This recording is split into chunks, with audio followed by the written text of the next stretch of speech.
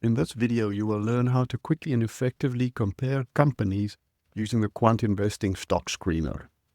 First step is to think about what ratios and indicators you would like to compare them with. Or ratios and indicators in the screener that you would like to see along with the companies. There's about 110 ratios and indicators available in the screener. That's why you've got to narrow it down a little bit.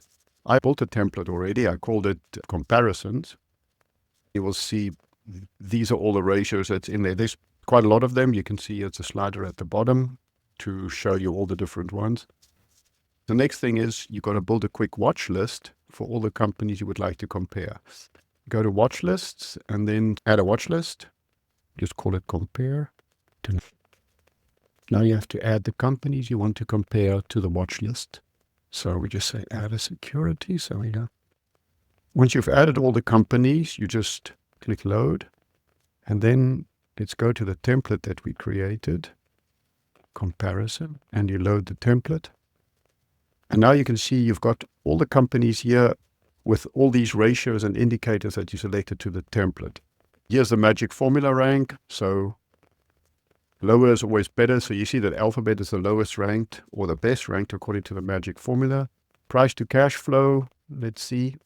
Meta Platforms is the lowest. EBITDA yield, who's got the highest EBITDA yield? Alphabet, here you have earnings yield.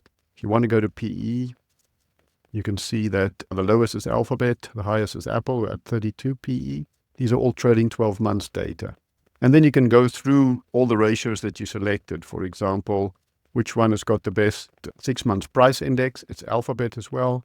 Best 12 months price index, Apple. Lastly, who's got the higher shareholder yield? It's Apple.